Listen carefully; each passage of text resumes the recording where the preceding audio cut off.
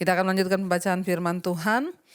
Kemarin kita sudah selesai dengan bilangan pasal yang ke-9, saudara, bagaimana Tuhan mengatur. Mereka membawa persembahan dan terakhir Tuhan sudah menuntun bangsa ini dengan tiang awan dan tiang api. Tuhan memberikan sebuah peneguhan bahwa Dia beserta dengan umatnya yang mau sungguh-sungguh percaya dan setia. Bayangkan kalau malam ada tiang api, kalau siang ada tiang awan yang meneduhkan. Kita akan lanjutkan sekarang dengan bilangan pasal yang ke-10, semboyan nafiri, judul perikopnya. Tuhan berfirman kepada Musa, ayat yang pertama, buatlah 2 nafiri dari perak. Dari perak tempaan harus kau buat itu, kata firman Tuhan, supaya digunakan untuk memanggil umat Israel dan untuk menyuruh laskar-laskarnya berangkat. Apabila kedua nafiri itu ditiup, segenap umat itu harus berkumpul kepadamu di depan pintu kemah pertemuan. Jikalau hanya satu saja yang ditiup, maka para pemimpin, para kepala pasukan Israel harus berkumpul kepadamu.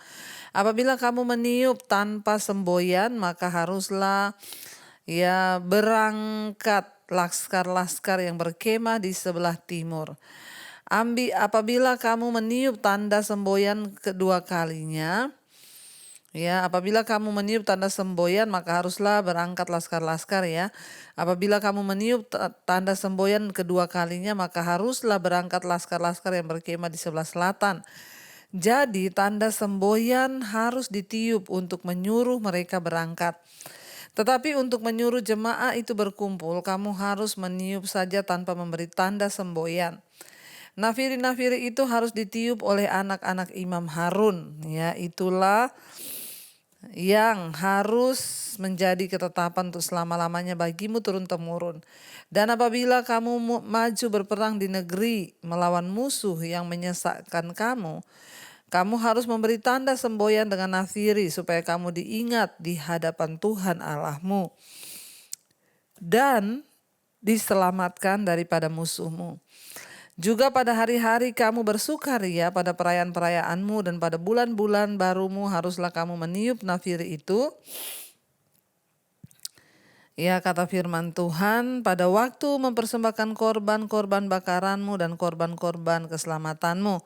Maksudnya supaya kamu diingat di hadapan Allahmu, akulah Tuhan Allahmu. Saudara, kita melihat di sini firman Tuhan. Tuhan menyuruh mereka untuk Musa membuat nafiri, disuruh bikin nafiri dari perak tempaan. Untuk apa, saudara? Kedua nafiri perak ini digunakan untuk mengatur suku-suku Israel ketika mereka berjalan melalui padang gurun. Karena kan banyak saudara. Jadi kalau Musa mau beri perintah, susah mungkin kalau teriak-teriak. Jadi Tuhan itu, kalau kita melihat di sini, Tuhan yang sangat teratur, Tuhan yang memikirkan semua-muanya. Tuhan menyuruh mereka bikin nafiri untuk apa? Untuk menyuruh orang Israel itu berangkat. Dikatakan di sana kalau nafiri itu ditiup itu memberikan tanda mereka bergerak, dan juga tadi kita lihat ada simbol. Ada tanda dari nafiri itu. Kalau nafirinya tiup sekali itu tandanya ini. Untuk apa, saudara? Untuk menjaga begitu banyak orang dalam formasi, yang tetap dibutuhkanlah komunikasi dan pengawasan yang jelas. Jadi bunyi nafiri itu juga mengingatkan Israel pada perlindungan Allah atas mereka. Tuhan berkata juga, kalau engkau ingin berperang melawan musuh, tiup nafiri itu.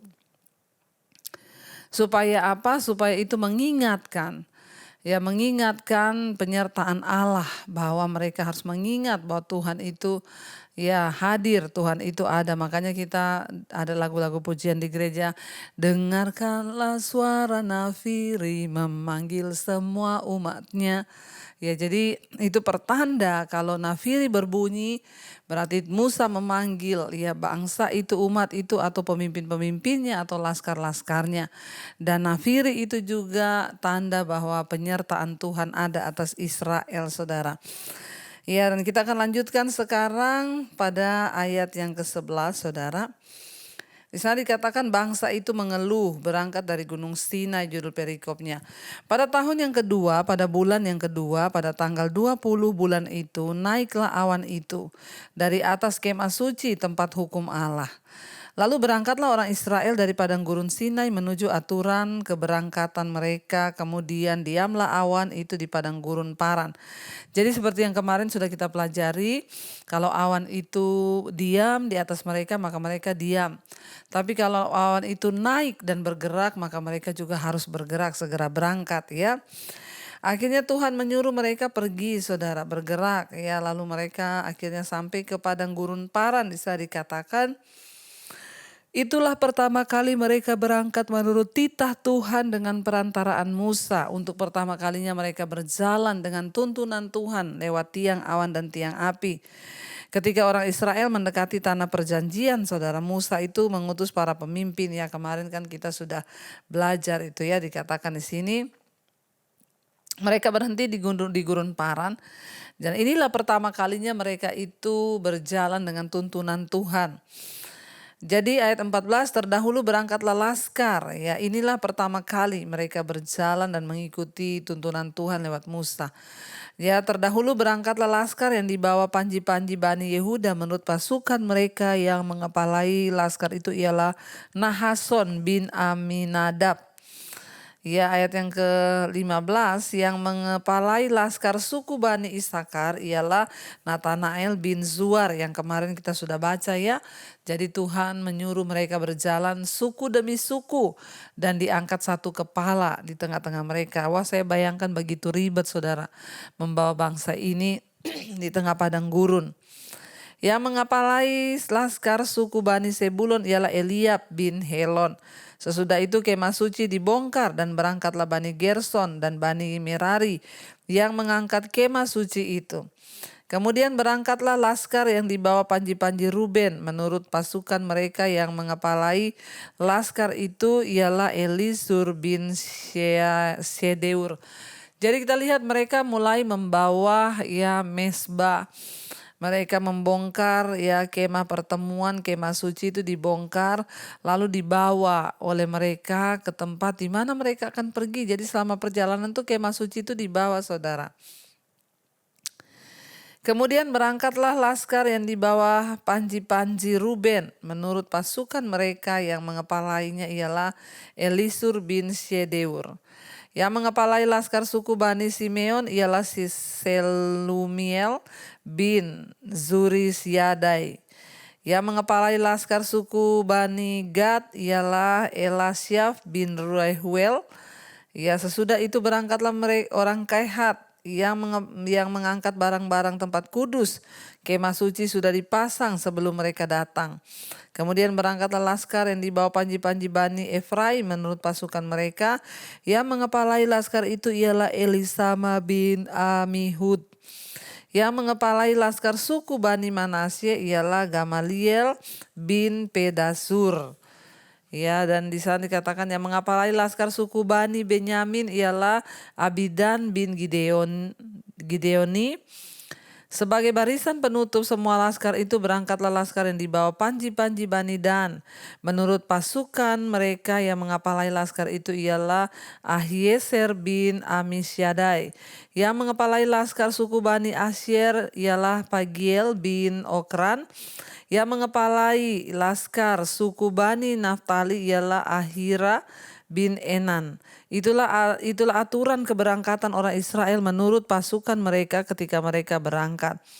Lalu berkatalah Musa kepada Hobab anak Rehuel orang Midian, mertua Musa, kami berangkat ke tempat yang dimaksud Tuhan ketika ia berfirman, aku akan memberikannya kepadamu, sebab itu ikutlah bersama-sama dengan kami, maka kami akan berbuat baik kepadamu, sebab Tuhan telah menjanjikan yang baik tentang Israel. Tetapi jawabnya kepada Musa, aku tidak ikut, melainkan aku hendak pergi ke negeriku kepada sanak saudaraku. Kata Musa, janganlah kiranya tinggalkan kami, sebab engkaulah yang tahu bagaimana kami berkemah di padang gurun. Maka engkau dapat menjadi penunjuk jalan bagi kami. Jika engkau ikut bersama-sama dengan kami, maka kebaikan yang akan dilakukan Tuhan kepada kami, akan kami lakukan juga kepadamu. Lalu berangkatlah mereka dari gunung Tuhan dan berjalan 3 hari perjalanan jauhnya. Sedang tabut perjanjian Tuhan berangkat di depan mereka. Dan berjalan 3 hari perjalanan jauhnya untuk mencari tempat perhentian bagi mereka. Dan awan Tuhan ada di atas mereka pada siang hari dan mereka berangkat dari tempat perkemahan. Apabila tabut itu berangkat, berkatalah Musa, bangkitlah Tuhan supaya musuhmu berserak dan orang-orang yang membenci engkau melarikan diri dari hadapanmu. Dan apabila tabut itu berhenti, berkatalah ia, kembalilah Tuhan kepada umat Israel yang beribu-ribu laksa ini. Jadi kita melihat saudara, ya perjalanan bangsa itu di sini mereka mulai membawa tabut, ya dikatakan tabut Tuhan itu mulai mereka bawa di sini. Ya, karena tabut itu adalah juga lambang kehadiran Tuhan. Ya, mereka mulai berjalan membawa tabut Tuhan, saudara ya. Lalu mereka mulai berangkat dari gunung Tuhan itu, ya, sedang tabut itu perjanjian Tuhan berangkat di depan mereka. Jadi tabut perjanjian itu mulai dibawa. Kita mulai lihat di sini. Kenapa? Karena tabut perjanjian itu ada di dalam kemah suci. Jadi itu harus dibawa, ya, dan tabut itu berbicara tentang kehadiran Tuhan atas bangsa itu. Dan kita lihat saudara, ya, bagaimana Tuhan menyertai mereka. Bangsa ini dimanapun mereka pergi, Tuhan terus beserta dengan mereka. Orang yang melakukan perjalanan, ya, berpindah-pindah, ya, atau akan menghadapi tantangan-tantangan, ya, dan mereka baru akan mengerti artinya meninggalkan tempat yang dikenal baik ke tempat yang asing. Hidup ini memang penuh dengan perubahan dan sedikit saja yang tetap stabil. Kita melihat di sini tidak enak saudara, mereka dari tempat yang selama ini di Mesir, walaupun mereka diperbudak, tapi kan sudah nyaman untuk tidur. Ya, mereka di sana nyaman lah, walaupun mereka dalam perbudakan. Ya, ketika mereka harus ya masuk ke padang gurun, ini kan namanya terjadi transisi, saudara, perubahan. Ya, mereka dari yang nyaman ke yang tidak nyaman. Wah, ini seringkali membuat daging itu berteriak, saudara ya. Dan ya inilah kehidupan. Ya, kita tidak mungkin ada di zona nyaman terus. Mungkin juga saudara hari-hari ini merasakan yang tadinya saudara nyaman dengan kehidupan keuangan sekarang mengalami transisi. Ya, di dalam mungkin hal pergumulan dalam keuangan, rasanya kita ini seperti berjalan di padang gurun. Tapi ya bangsa Israel harus melewati padang gurun supaya apa? Mematikan kedagingan mereka. Tuhan harus membawa mereka lewat padang gurun, saudara. Orang-orang Israel ini terus-menerus bergerak melalui padang gurun. Mereka mampu menanggulangi perubahan. Hanya karena kehadiran Tuhan ada di sana, di kemah suci, tabut perjanjian itu menyertai mereka. Kemah suci yang bisa dibawa-bawa itu menandakan Allah dan umatnya bergerak bersama-sama. Bagi kita ya stabilitas itu bukan berarti tidak ada perubahan. Melainkan jika kita melangkah bersama dengan Allah, ya maka dalam segala keadaan kita itu akan melihat ya penyertaan Tuhan, saudara. Kebesaran Tuhan itu menyertai hidup kita. Jadi ya saya percaya ketika kita masuk dalam rencana Tuhan itu akan ada perubahan-perubahan. Tapi jangan takut, yang penting ada kehadiran Tuhan dalam hidup kita. Ya, dan mereka akhirnya terus berjalan dan berjalan, ya Musa memuji keahlian Hobab di tengah padang gurun. Yaitu Hobab itu tadi dikatakan anak Rehuel, orang Midian itu mertua Musa. Dia diajak untuk ikut dengan mereka tapi dia mau pulang ke Mesir ya.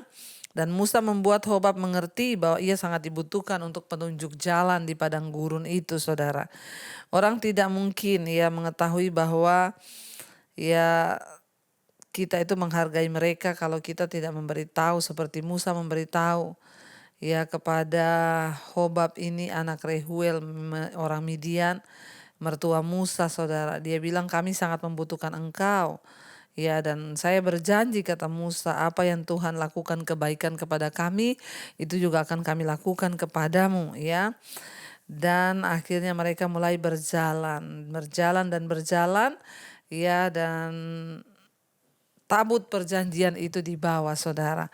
Sehingga itu bicara tentang penyertaan Tuhan. Sekarang kita lanjutkan Bilangan pasal yang ke-11. Ayat yang pertama, judul perikopnya di sana adalah api Tuhan. Pada suatu kali bangsa itu bersungut-sungut di hadapan Tuhan tentang nasib buruk mereka. Dan ketika Tuhan mendengarnya, bangkitlah murkanya. Kemudian menyalalah api Tuhan di antara mereka dan merajalela di tepi tempat perkemahan. Lalu berteriaklah bangsa itu kepada Musa, dan Musa berdoa kepada Tuhan, maka padamlah api itu. Sebab itu orang menamai tempat itu Tabera, karena telah menyala api Tuhan di antara mereka. Saudara, kalau kita lihat di sini ya, wah luar biasa saudara. Jadi pada suatu kali bangsa ini bersungut-sungut di hadapan Tuhan tentang nasib buruk mereka. Tuhan mendengarkan doa mereka ketika mereka ada di Mesir, mereka dalam perbudakan, tidak enak, mereka berseru-seru kepada Tuhan untuk dibawa keluar dari perbudakan di Mesir. Ketika Tuhan mendengarkan doa mereka, Tuhan membawa mereka keluar dari Mesir menuju ke tanah perjanjian. Mereka harus mengalami hal-hal yang tidak enak dalam perjalanan. Ketika mereka mengalami hal-hal yang tidak enak, mereka bersungut-sungut. Dan satu kali saudara di perkemahan Tuhan mendengar. Mereka bersungut-sungut di hadapan Tuhan tentang nasib buruk mereka. Ya, dan ketika Tuhan mendengarnya, bangkitlah murkanya, lalu menyalalah api Tuhan di antara mereka dan merajalela di tepi tempat perkemahan. Sungut-sungut itu adalah dosa yang sangat luar biasa, saudara ya. Karena itu perjalanan yang harusnya ditempuh hanya dalam waktu beberapa hari bisa menjadi 40 tahun. Akibat apa? Bersungut-sungut. Bangsa ini bersungut-sungut tentang nasib buruk mereka. Mereka berkata, kalau tahu begini, mending kita dulu di Mesir walaupun kita diperbudak tapi enak, gak kayak begini, tidur di tenda. Ya, perhatikan saudara. Sekalipun kita ini sedang berjalan mengikuti Tuhan, masuk dalam rencana Tuhan, yang namanya masalah, pergumulan, persoalan, itu tidak akan lepas dari hidup kita. Ya, kenapa bangsa Israel diizinkan lewat padang gurun, mengalami banyak tantangan dan penderitaan? Ya, cuma satu tujuan Tuhan, untuk mematikan kedagingan mereka. Jadi persoalan, pencobaan yang Tuhan izinkan terjadi dalam hidup kita itu sebenarnya hanya satu tujuannya, untuk mematikan kedagingan kita. Untuk mematikan ego kita, kesombongan kita. Makanya jangan pernah bersungut-sungut.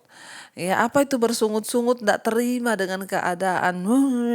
Mending kita ya, bertobat saudara. Ketika Tuhan mendengarkan mereka bersungut-sungut, dikatakan di sini bangkitlah murka Tuhan.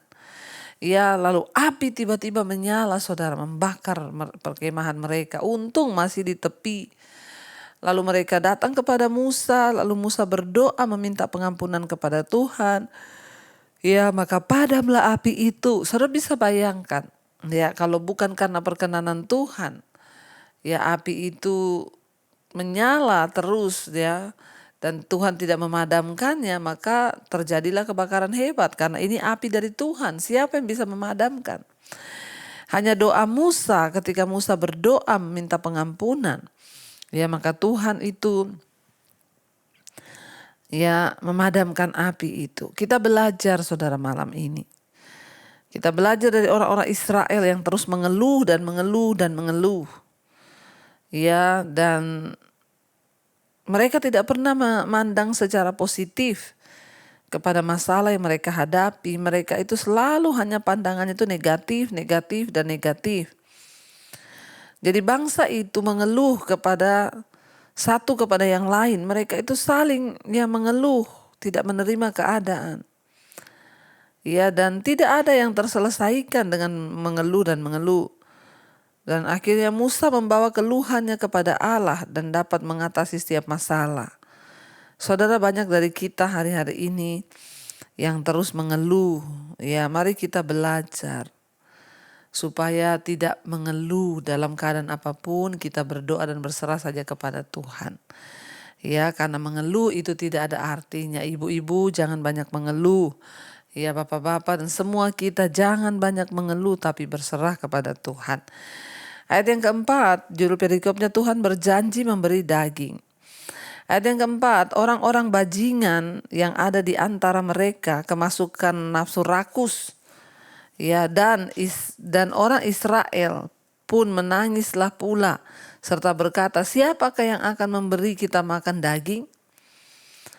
Saudara, dikatakan orang-orang bajingan di sini artinya apa? Di situ menunjukkan kepada kelompok campuran orang-orang, yaitu orang Mesir dan juga orang-orang lain yang telah mengikuti Israel keluar dari Mesir. Tapi ya kelakuannya saudara ya seperti itu. Makanya dikatakan nih ya orang-orang bajingan ini dikatakan. Ya mereka itu dikatakan di sana kemasukan nafsu rakus. Ya, dan orang Israel pun menangislah pula serta berkata, siapakah yang akan memberi kita daging? Kita teringat kepada ikan yang kita makan di Mesir dengan tidak bayar apa-apa, kepada mentimun dan semangka, bawang prei, bawang merah dan bawang putih. Tetapi sekarang kita ini kurus kering. Tidak ada sesuatu apapun kecuali mana ini saja yang kita lihat. Adapun mana itu seperti ketumbar dan kelihatannya seperti damar. Dan akhirnya seperti damar bedolah mereka bilang. Bangsa itu berlari kian kemari untuk memungutnya. Lalu menggilingnya dengan batu kilangan atau menumbuknya dalam lumpang. Mereka memasaknya dalam periuk dan membuatnya menjadi roti bundar.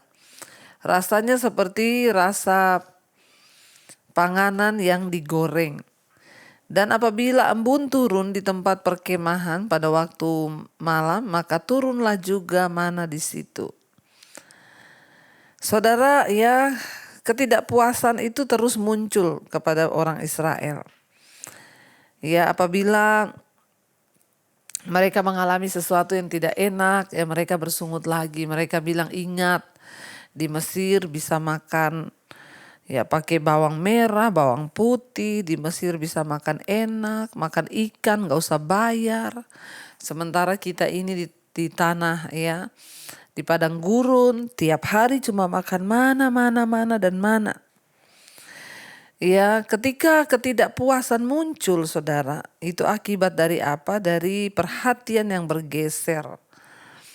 Dari apa yang kita miliki kepada apa yang tidak kita miliki. Bangsa ini tidak bersyukur dengan apa yang diberi Tuhan. Tapi mereka terus mengingat ya apa yang dulu mereka pernah nikmati di tanah perbudakan.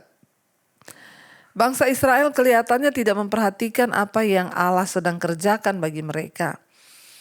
Yakni Tuhan sedang membebaskan mereka dan menjadikan mereka sebuah bangsa, memberikan mereka sebuah tanah yang baru. Karena mereka begitu dikuasai oleh apa yang Allah tidak lakukan bagi mereka, saudara. Mereka ini tidak bisa mengingat apa-apa selain nikmatnya makanan di Mesir yang telah mereka tinggalkan. Ya, dan bagaimanapun juga mereka telah lupa ya bahwa di Mesir memang mereka makan itu gratis, tetapi mereka lupa dengan cambukan-cambukan orang Mesir kepada mereka. Ketika mereka disuruh kerja paksa, mereka dicambuk, mereka dipukul. Ya, tapi mereka lupa itu hanya karena pergumulan yang sesaat di padang gurun itu ya membuat mereka melupakan bagaimana dulu mereka tidak ada harga diri sebagai budak ya. Diperlakukan dengan keras di Mesir hanya karena makanan, hanya karena sesuatu yang mereka inginkan. Mereka lupa akan rencana Tuhan.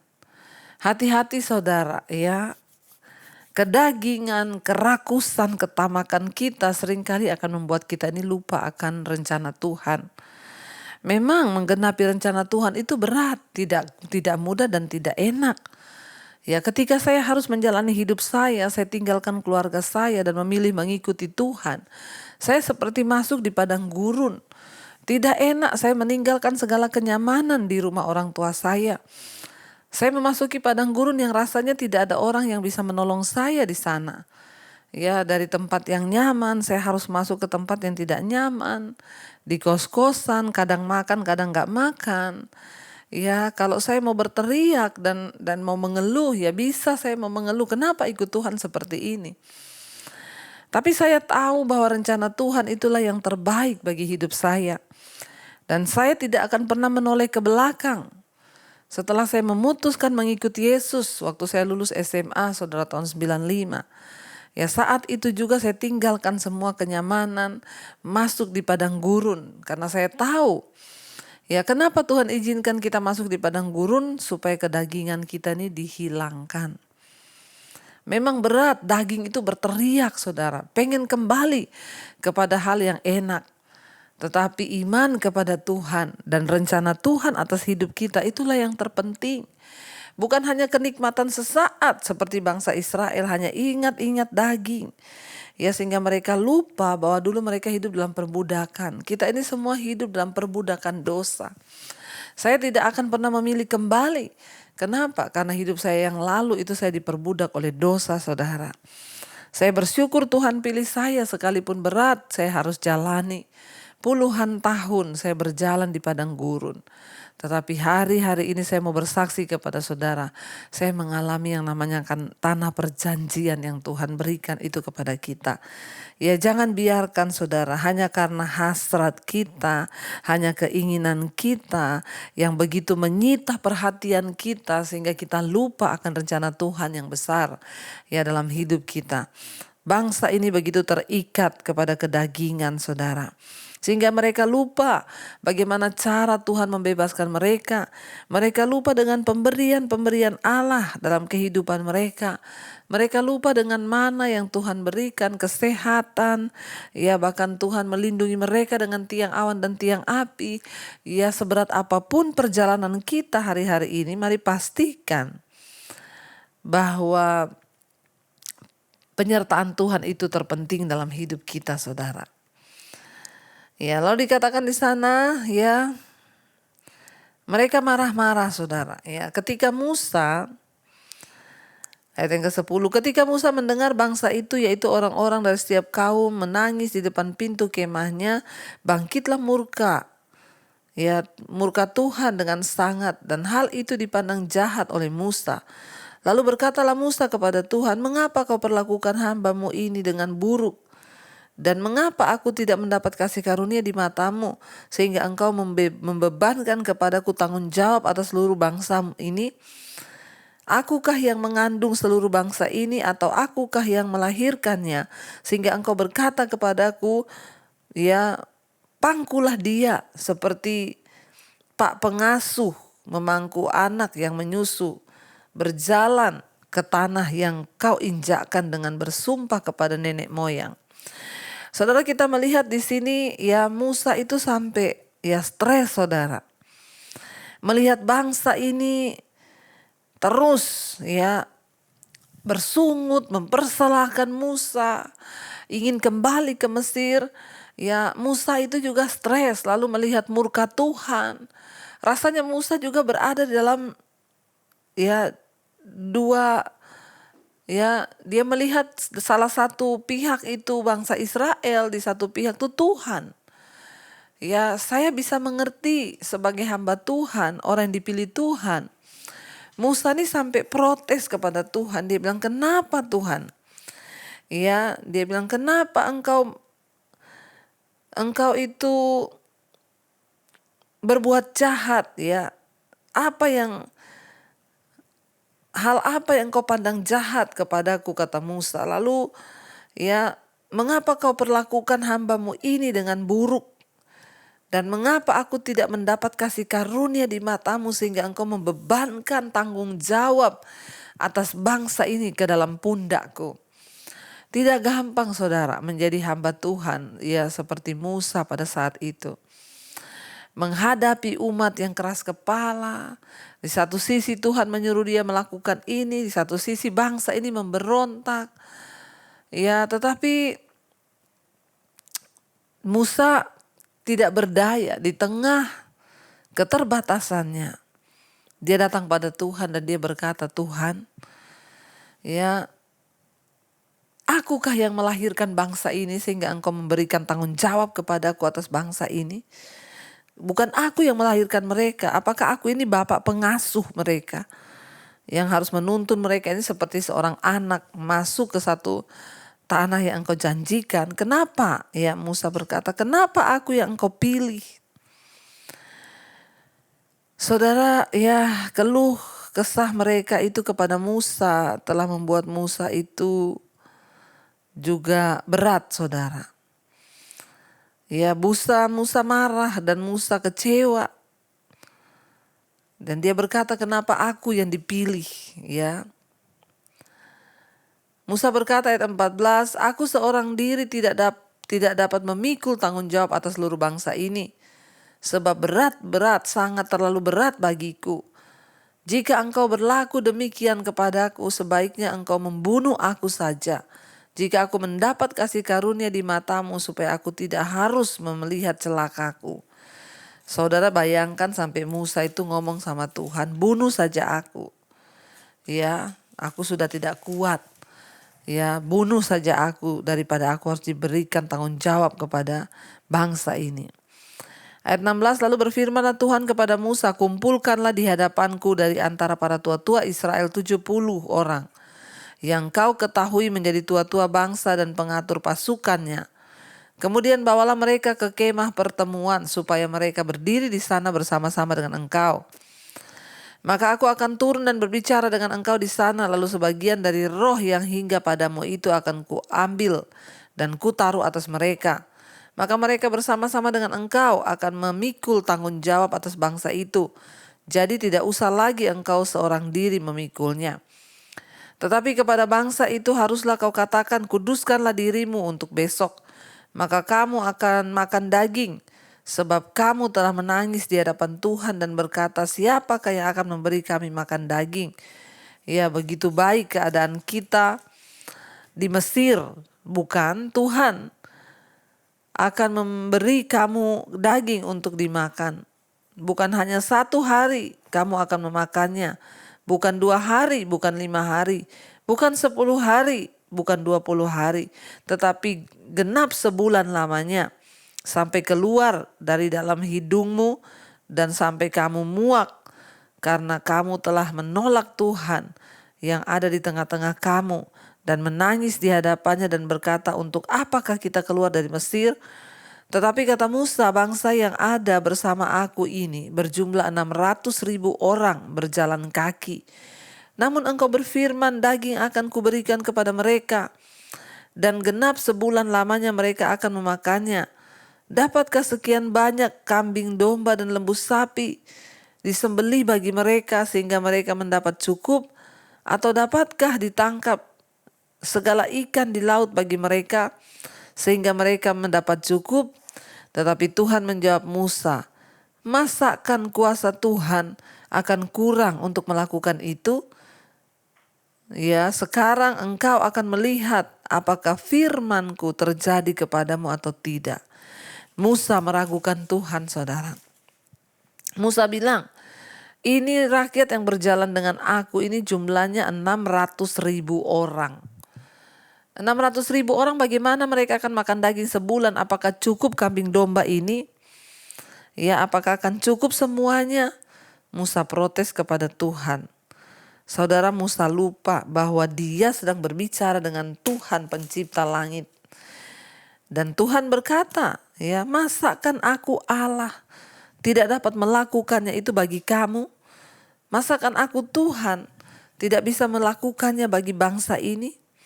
Ya, memang saudara, kalau kita berpikir dengan pikiran kita manusia, bersandar pada pengertian kita, ya maka kita akan sangat merasa tidak mungkin. Tapi ketika kita melihat Tuhan yang besar, dia menciptakan langit bumi, dia juga yang sanggup memberkati kita. Jangan sampai ya karena ketidakpercayaan kita membatasi mujizat dan cara kerja Tuhan di hidup kita. Mari kita sungguh-sungguh datang pada Tuhan dan kita mau berdoa dan kita mau minta tuntunan Tuhan. Terima kasih Bapa, Engkau yang mengajarkan kepada kami Tuhan untuk kami bersandar, berserah penuh kepada-Mu. Kami belajar malam hari ini dari kisah bangsa Israel, bahwa ketika kami berjalan dan berencana Tuhan memang tidak mulus, tidak mudah. Tapi kami mau belajar, percaya kepada Tuhan. Ajar kami untuk tidak hanya memikirkan kepentingan dan keinginan-keinginan kami, akan hal-hal duniawi sehingga kami merasa Tuhan tidak menyertai kami, sehingga kami bersungut-sungut dan menyalahkan Tuhan. Ampuni kami Tuhan, bawa kami untuk sungguh-sungguh mengerti rencana Tuhan. Kami tidak ingin bersungut-sungut sehingga Tuhan murka atas hidup kami. Kami ingin belajar mempercayai bahwa sekalipun berat, tapi ketika kami berjalan bersama Tuhan, kami akan mencapai tujuan Tuhan. Hamba berdoa berkati setiap anak-anak-Mu Bapa, ajar kami percaya bahwa Engkau Tuhan yang bertanggung jawab atas hidup kami. Ampuni kalau kami banyak bersungut-sungut dan melupakan akan kebaikan Tuhan. Ajar juga kami percaya bahwa Engkau Tuhan yang sanggup melakukan segala perkara. Tidak ada perkara yang mustahil bagi Tuhan. Hamba berdoa untuk setiap anak-anak-Mu Tuhan, mereka yang setia ikut mesbah doa, berkati rumah tangga, berkati pekerjaan, berkati anak-anak, berkati suami istri hidup dalam takut Tuhan. Biarlah kami sungguh-sungguh menyenangkan hati Tuhan, mempersembahkan hidup yang terbaik. Berkati juga setiap mereka yang hari-hari ini sedang dalam keadaan yang sakit. Tuhan jamah dan lawat, kami berdoa di dalam nama Yesus. Kami perkatakan, kami disembuhkan. Segala sakit penyakit apapun, mari perkatakan saudara, dalam nama Yesus. Mari letakkan tanganmu di bagian yang sakit. Katakan, di dalam nama Yesus aku disembuhkan. Kami minta ampun atas setiap dosa pelanggaran kami. Kami tolak segala serangan kuasa kegelapan yang coba mengganggu hidup kami. Kami percaya tidak ada perkara yang mustahil bagi Tuhan. Dengan iman kami datang kepada Tuhan.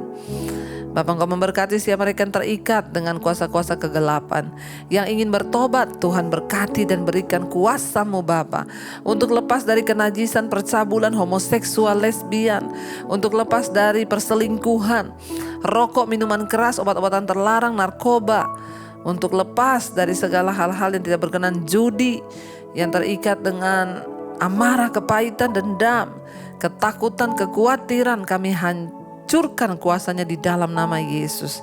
Bebaskan setiap anak-anak-Mu. Berkati setiap mereka yang rindu punya keturunan. Tuhan bukakan kandungan yang tertutup dalam nama Tuhan Yesus.